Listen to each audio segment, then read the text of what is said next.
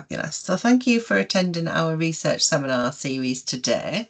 We have the lovely Melissa O'Neill from Canada. She is an advanced practice radiation therapist in the London Health Science Centre in Canada. She's and leads the Rapid Response Clinic, which is a service designed to ensure expedient access to palliative radiation for symptomatic patients, and is integral to the part of the multidisciplinary team. She's done some research on SIM-free palliative radiotherapy, which was part of her master's dissertation with us here at Sheffield Hallam on the MSc Advanced Clinical Practice in Radiotherapy and Oncology programme. So welcome, Mel. And I'll leave her to go into the details of her SIM-free workflow. Thank you. I'm just going to share my screen here and test that we're good to go.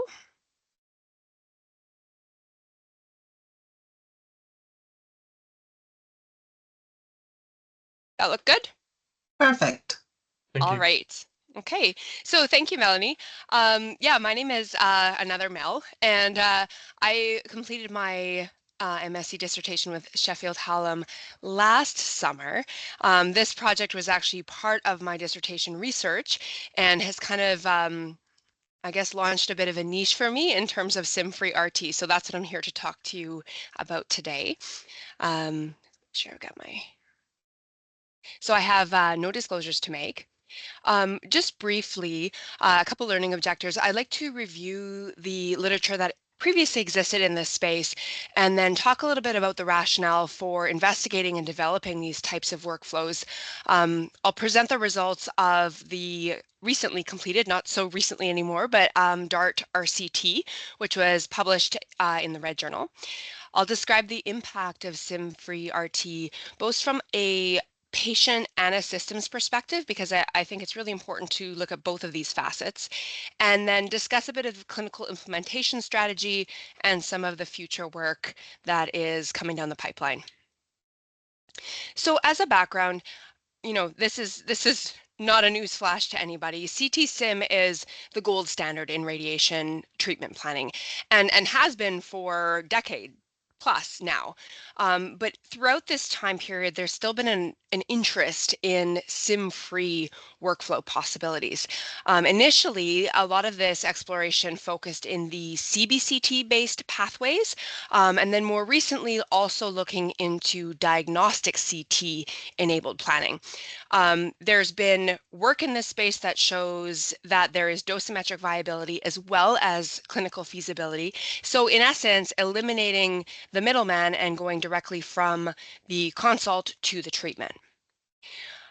One of the, I think, seminal works in this space was done in 2012 by a group in Canada. Now, this was looking at CBCT-based planning. It was a multi-phase perspective investigation that demonstrated first that this CBCT-based planning is dosimetrically valid. And then secondly, that the treatment planning and feasibility was viable in a clinical cohort of 30 patients. One thing that they explored was on bed times. And in this particular study, it was about 35 minutes or so. And that was identified by patients as one of the disadvantages is the duration of time that they had to spend on the bed. The other thing that came out of this work, they had a very elegant workflow, and I think that cone beam, you know, having this dosimetric viability, the clinical feasibility, it's fantastic. I think the reason that it is not used more regularly is because of this MDT crunch. So when you envision this workflow, you need to have all the players on the field at the same time, right? So you've got your patient, your treating team, your physicist, your radon for contouring. So we know how difficult it is to coordinate multidisciplinary teams to get together for things like rounds. Having this occur in the middle of a day where everybody has to meet at the same time is difficult. Moving more into diagnostic CT-enabled planning, this group in Australia did some investigations a couple years back. This was a retrospective analysis of 150 plans demonstrating dosimetric validity using the diagnostic CTs for planning purposes. This group took things a step forward in that they had a prospective clinical cohort of 30 patients, and what they did was recalculate the diagnostic CT plans on the day one cone beams. And in this, they were able to demonstrate 95% dose agreement. So looking good in terms of prospective clinical implementation and redemonstration of the dosimetric studies in terms of viability of dose coverage. The same or a similar team also did some work looking at electronic patient-reported outcomes for pain scores at baseline and then 4 weeks post-RT. This kind of seems like a no-brainer, right? That we would have equivalent pain responses. All that's differing is the planning image set. The doses are the same. The delivery is the same. Nonetheless, it's valid to confirm our assumptions. So this group showed that response rates were similar to published evidence without analgesic adjustment. Just assuring everybody, don't worry, it works it's effective clinically as well as dosimetrically. This group did a matched cohort analysis of palliative RT plans, 30 cases. And again, the actual versus delivered max and mean doses, those were the general metrics that people are looking at, were within 5%. What I think is very interesting with this study is it represents casting the net a little bit wider in terms of endpoints. So they actually looked at the time from the RT order to plan generation and found that this was a day faster in the SIM-free group. So again, it's a small study. There's a small cohort, but this represents, I think, a shift in the mentality of the possible benefits of this workflow. So why SIM-free RT? In developing this research project, I wanted to correlate to some of the local objectives and strategic plans. So in Ontario, we had the Cancer Plan 2019 to 2023. The new one has just come out, but spoiler alert, nothing is very, very different. Same objectives remain. So one of the metrics on this was efficiency. So I wanted to ask, is this workflow is efficient? And specifically, can it improve the efficiency and coordination of cancer services? Efficacy was also, not surprisingly, high on this list. So is it effective? Can it enable effective cancer care based on best evidence? And then lastly, it's pinged on the metric of timely care. So can this expand and support timely access to palliative care? The purpose of the trial was to assess the impact of diagnostic CT-based planning on patient experience, plan deliverability, adequacy of target coverage, and staff workflows. And our general schema was to take palliative patients with bone or soft tissue disease or visceral disease, this could be primary or metastatic, randomize them in a 1-to-2 fashion between arm 1, the conventional business as usual workflow, and arm 2, the diagnostic CT-based planning workflow. So our inclusion criteria, we were looking at palliative RT using simple planning techniques. I know acronyms are different all over, but POPs or APPAs, direct field plans, and prescribed doses in the conventional sphere of up to 30 gray in 10 fractions. We included bone or soft tissue metastatic or primary disease in the thorax, abdomen, pelvis, or proximal limbs. Again, this trying to be accomplished on a dissertation time frame. We couldn't have eligibility criteria like this. We needed to make sure we had a fairly wide net. We were also looking for patients with pre-existing and recent diagnostic CTs. We needed them to have full visualization of the region of interest. We also needed the scan to be acquired in a relatively reproducible position. So our definition of recent was 28 days old or less. This was relatively arbitrary, but in line with previous works, and really the whole goal of this is to minimize the risk of significant interval radiographic change.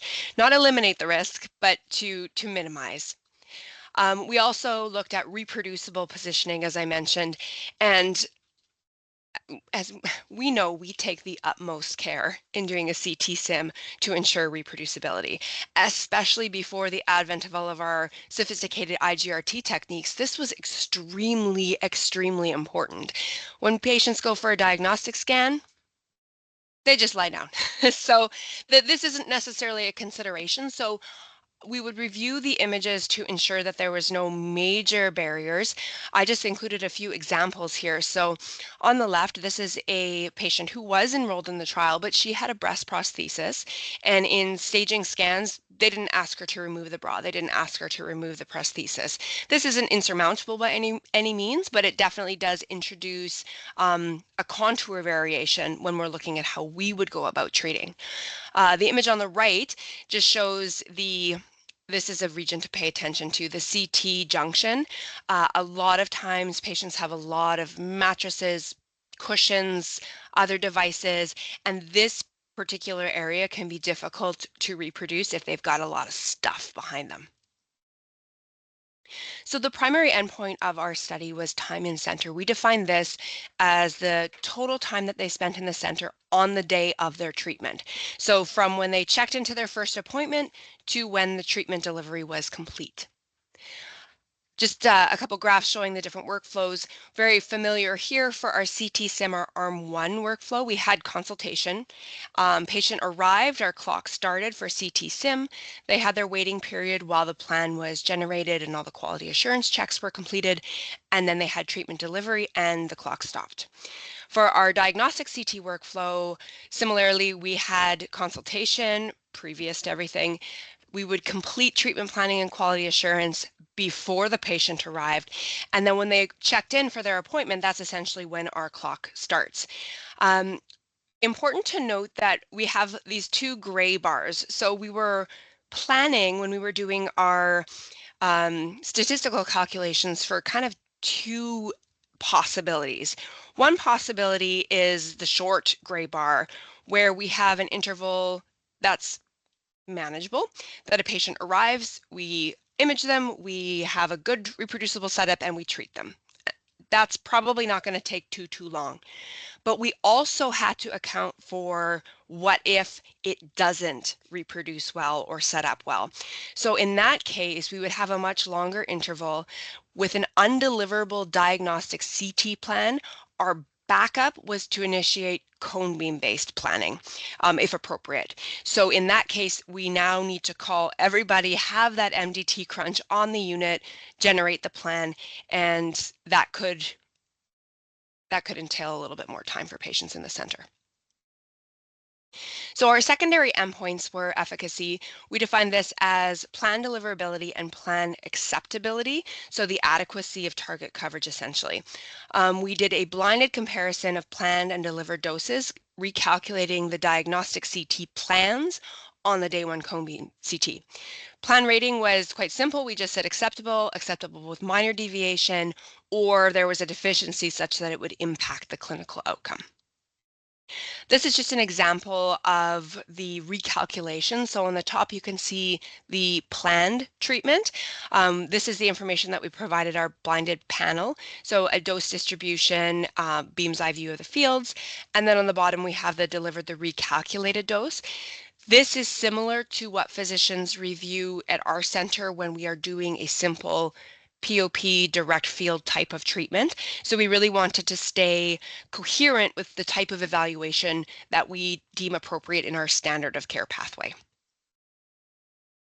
A secondary endpoint also included stakeholder acceptability. So we used a Likert-based survey instrument that we developed based on the theoretical framework of acceptability. This was internally reviewed for validity, completed by patients immediately following their first fraction, and then completed by clinicians within 5 days of their participation in the workflow. I like to take a little step back here and differentiate between acceptability and satisfaction, because I know we're all familiar with the idea of patient-reported satisfaction. Satisfaction in the literature, this is the degree to which a patient's wishes, expectations, or needs are met. And acceptability varies in that it is the extent to which people delivering or receiving the health intervention consider it to be appropriate. So rather than, your hopes and goals are met, is this an appropriate intervention in the setting? I think this was a nuance we really tried hard to get through to patients. We all know the inherent challenges of patient-reported satisfaction and patient-reported subjective outcomes, but we also really tried to get this through to our clinician stakeholders as well. And then lastly, we looked at scalability. So I used the intervention scalability assessment tool. This was a very, very helpful sort of metric developed in Australia. Looks at scalability potential of an intervention, considering the possible reach and adoption, as well as an evaluation of its alignment with the organizational strategy. So for our sample size and analysis, this was based on an internal audit that I had done of prior sim and treat cases. So based on that, our estimated time in center was about just shy of 5 hours for arm 1, and this was based on our data. So we hypothesized a TIC of 2.5 hours for arm 2, again taking into account that we have our best case scenario short gray bar, but we also have our contingency plan longer gray bar. We used a standard deviation of 2 hours, and with these assumptions, we calculated a sample size of 33 patients required. The whole entire protocol as well was published in BMC Palliative Care, so I'm happy to forward that along if anybody has any questions or wants to take a deeper look. So for the planning and delivery, arm 1, I called this the business as usual arm, okay? Patients came for a same day sim and treat for palliative RT. The only exception to this was that instead of using KV imaging for day 1, we performed a cone beam. And this was for dose recalculation, but otherwise all the same. For arm 2, obviously there is no CT sim.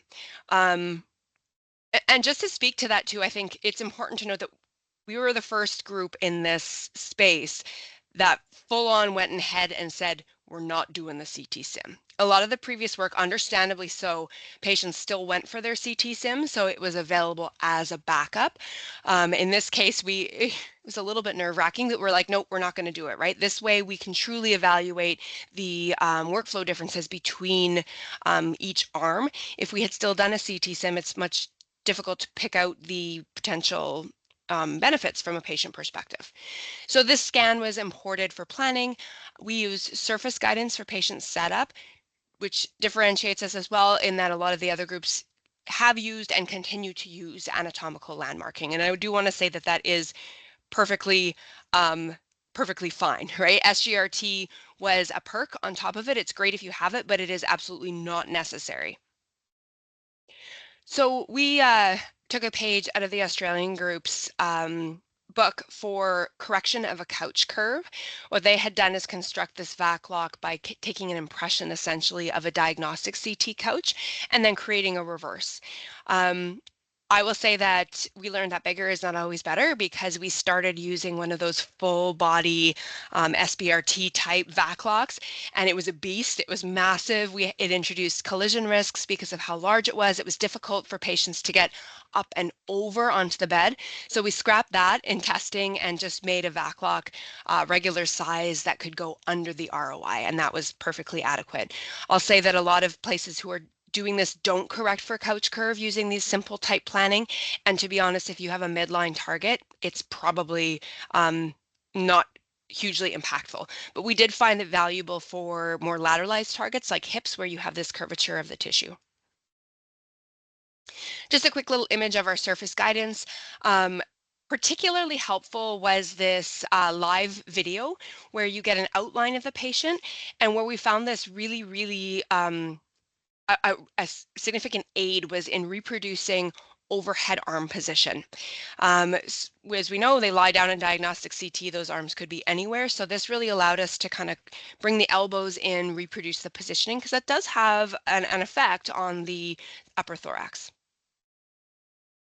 So our baseline characteristics, here are some results I'd like to just draw your attention to. So we had the average age, or sorry, the median age was 72 in our patient group. The majority of patients were male, and lung was the most common primary disease site.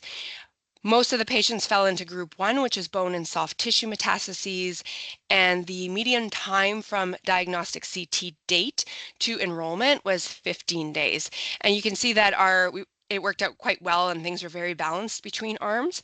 Spine and bony pelvis targets were the most common treatment sites. Mostly we used opposed beam arrangements. 1 treatment with site was most common, although we allowed up to 3, and 8 gray and 1 was the most common fractionation, and this was true for both arms.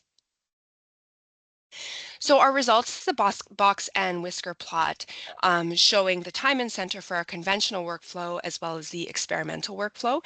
And the experimental workflow is sort of expanded here.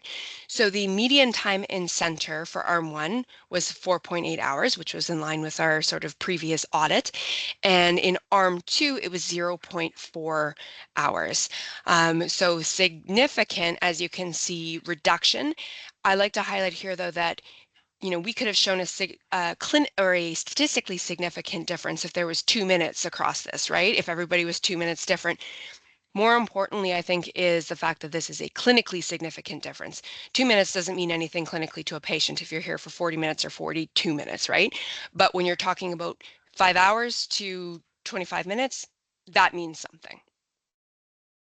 So in terms of our efficacy, all plans were deliverable in both arms, and there was no difference between arms and no difference between groups in terms of the adequacy of the target coverage.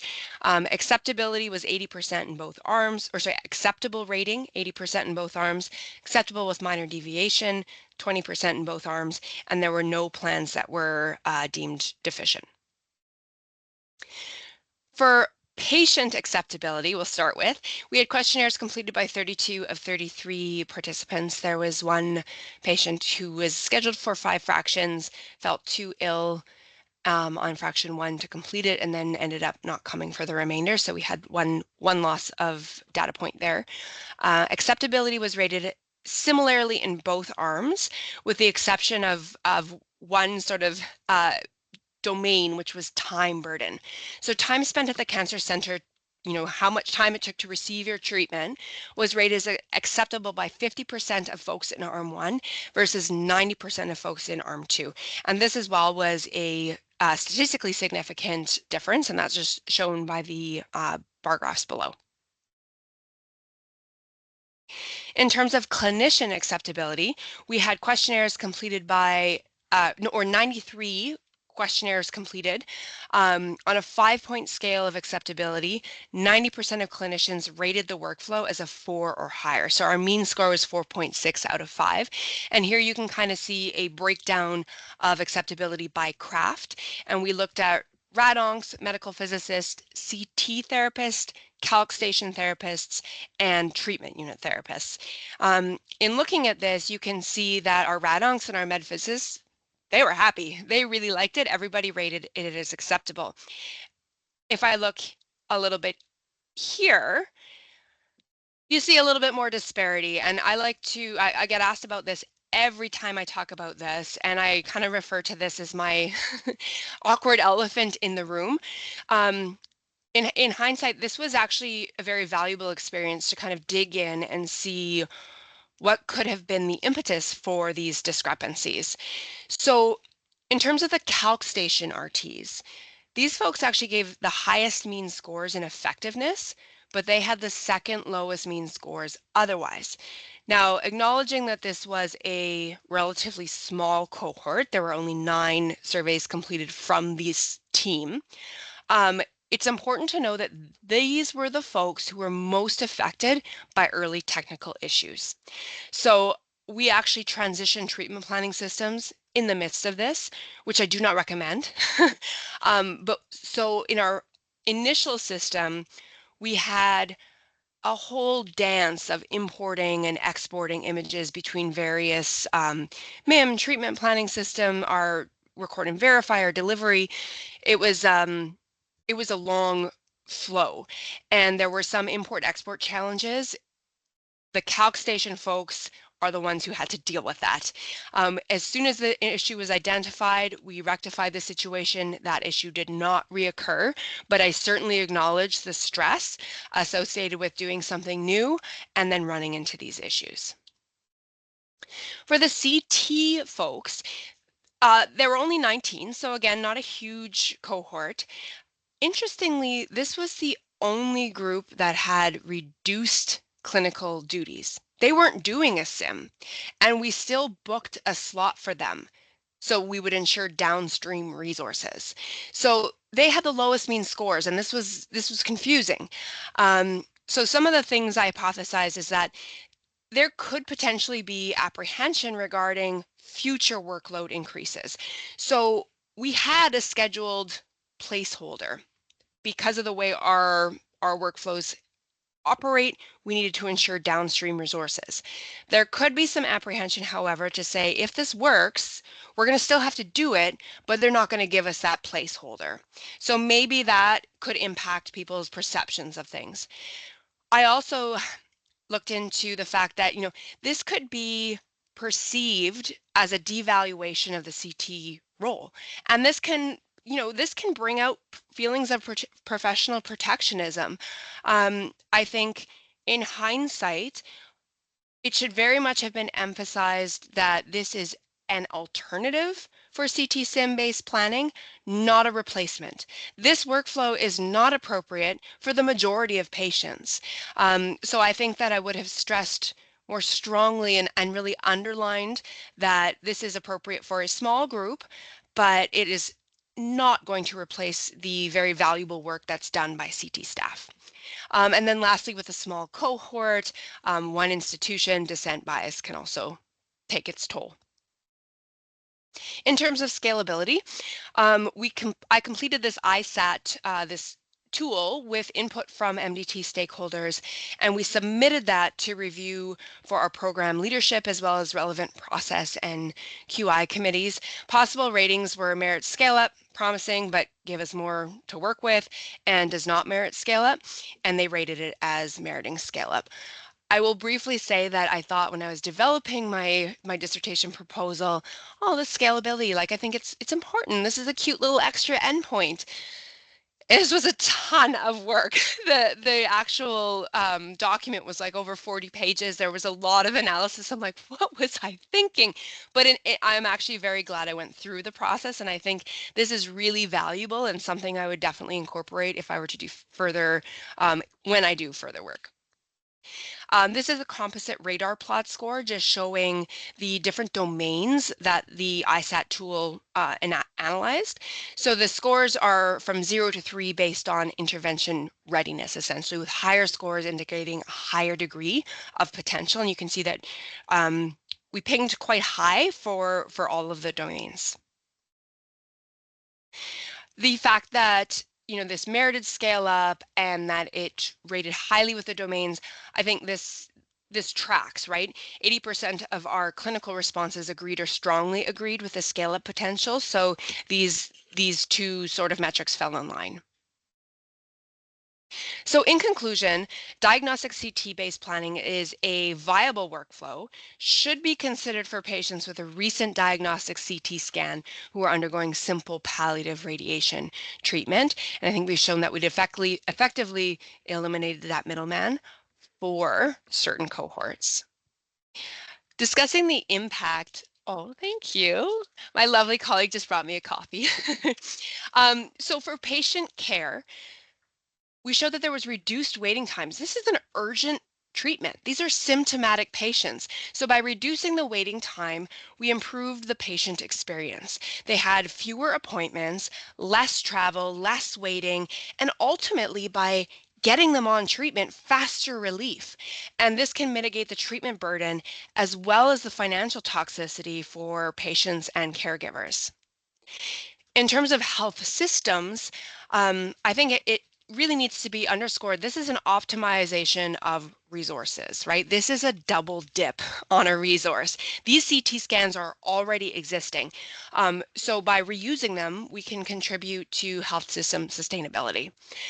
Additionally, this frees up space in the CT SIM or allows for staff redistribution. So we can enable departments to either see more patients or maintain their throughput.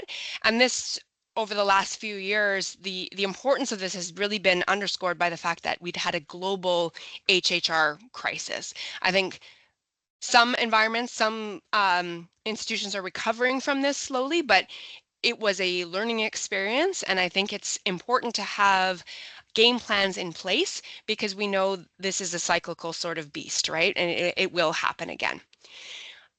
Less time at the center also equates to a smaller window when you have unwell patients requiring support.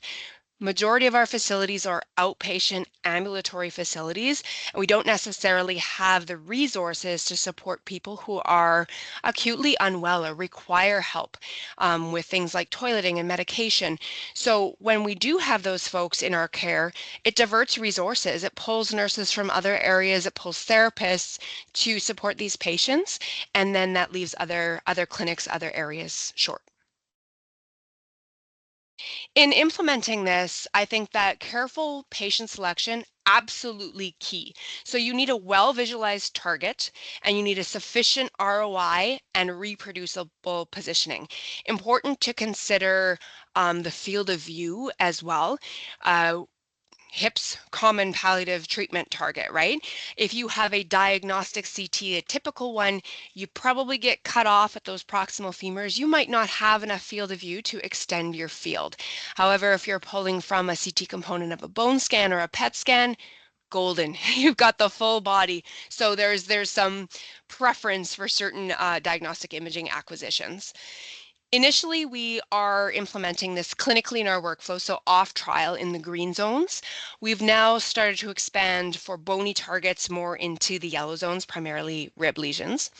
In our trial experience, we found that the yellow zone is certainly feasible, but there's more variability due to respiratory motion and different scan parameters. So most of the diagnostic CT scans are acquired in breath hold versus our cone beam, which is free breathing. So that's going to introduce discrepancy.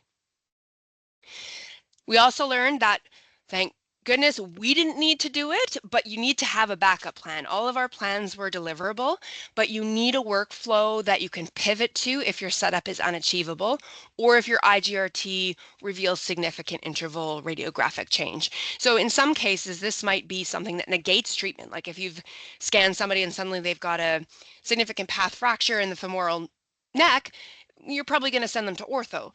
But what is your backup plan if you just simply have a tumor that has grown substantially and you no longer have adequate coverage? Are you going to do a CBCT? Are you going to have an urgent SIM? And how are you going to accommodate that? Staff education, also a very, very key component. It's fascinating to me, and my colleague and I have talked about this a lot, in that there seems to be sort of a generational divide here. There's the therapists who remember clinical setups, who remember doing whole brain markups, who remember doing, on-call treatments with light fields, and then there's the therapists who don't. They have no frame of reference for these clinical setups. They've grown up in an IGRT, CBCT world. So these are not always your average setups. You are certainly capable of seeing things that are perfection that we're used to seeing, but you're also going to see things that might make someone a little bit uncomfortable if they don't have that frame of reference. So a little bit of variability in the setup, a little bit of variability in the volume, all of these things. And you have to have the education to make the critical decisions and then have the clinical judgment to say, is this adequate in the context of what we're doing? Part of the implementation, and I think that was successful for us, is that we called it the ALERA care path. So instead of as low as reasonably achievable, we called it as like as reasonably achievable, adhering this workflow as closely as possible to our routine care, just to eliminate, extras, eliminate special focus groups or special teams that do stuff. This was an across the board rollout. So if you worked as a radiation therapist at our center, you could touch one of these cases. There was no exclusivity in terms of who was managing them. And the last thing would be to anticipate some degree of volumetric variation and provide examples of the clinical, in brackets, insignificance. So one of the examples that I used in part of our education pieces is this particular gentleman. So on the left, you see his planned. This was based on his diagnostic CT, which was most likely acquired in breath hold. And this gentleman was most likely a belly breather. So in breath hold, expansion. Cone beam, free breathing on the right side, big volume difference, big separation difference. And at first we are looking like, what is this? Is it gas? Nope. what we did was we had our physicist who was involved in this project do a recalculation, and as dramatic as this appears, it resulted in like a 2% difference to the hotspot. So it's one thing to say to people who don't have this clinical frame of reference to say, oh, don't worry about it. It's fine. This is a POP. It's a column of dose. It's all good. But it's another thing to put your money where your mouth is, right? And show them what the actual effect of this is. And I think that allays people's hesitations or apprehensions. So currently we have a Delphi consensus process underway. We've gone through 3 rounds and we're just kind of hammering out those very last little statements. We've got players from across the world participating in this, so it's exciting. We should be able to start to put this together and release a guideline for some of the most common questions in implementing this type of workflow. So lastly, innovation. There are so many opportunities here, right? There's a great, I think, potential to hybridize with adaptive RT workflows, and we're already seeing compelling evidence come out in this space. If you use adaptive radiotherapy, the sky's the limit, and you can do increasingly complex things with this workflow. So just one example is out of the Netherlands, and these folks are using diagnostic CTs to plan a treatment, no prior CT sim, and then they're using the ethos to adapt to the day 1 cone beam. So, I mean, in this setting, if you've got the ethos and adaptive, yeah, it's beautiful. You can, of course, conform this, make this perfect. It's lovely. And they really showed that you can have a single visit, CBCT-based OART within 2 hours. Now, there is something to be said about the generalizability of these workflows. A lot of places don't have adaptive. Even those that do, it's still 2 hours, and adaptive is also something that can incur that MDT crunch, right? Unless if you have advanced practice people or you have delegated people doing this, fine. But if you have a physician that is tied to a unit, we're already hearing reports anecdotally, out of the States and stuff, that this is a major resource challenge. But nonetheless, I think there's a lot of potential, and there's other work being done too in the setting of MRIs for whole brain with hippocampal avoidance, using a cone beam to adapt and deliver treatments. It can be very elegant. And then lastly, I know we've got a lot of undergrads and MSc candidates and alumni and PhD, and I like to acknowledge this. I did this presentation initially at RTI 3 in March, and a lot of the attendees at that are people who are interested in getting into research, right? I was the Inquire keynote speaker, so it was really important for me to remind people that, and this was my first major research experience, your expectation is kind of A to B, right? Your reality is the lower A to B. This is a messy process. There is so much learning to be done. I'm sure every iteration, but particularly on the first go. And you've got to have a certain amount of willingness to get your hands dirty and resiliency, because going through ethics during COVID, that alone nearly pushed me over the edge.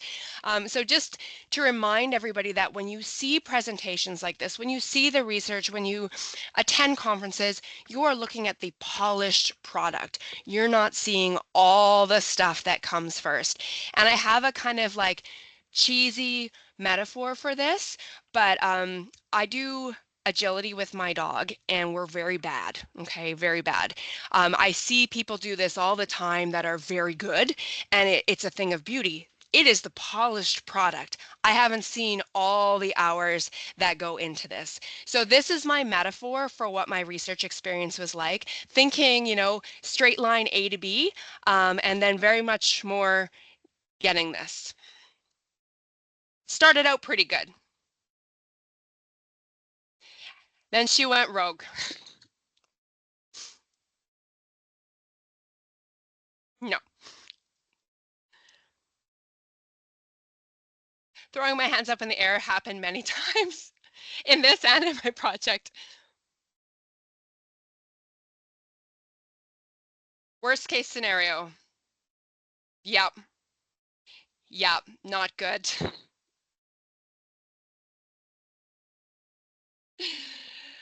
So yes, I'll go back to the screen to not have my dog pooping as the last slide. But that is the end, and I'm happy to discuss, happy to take questions about the project or about my experience with the MSc at Sheffield.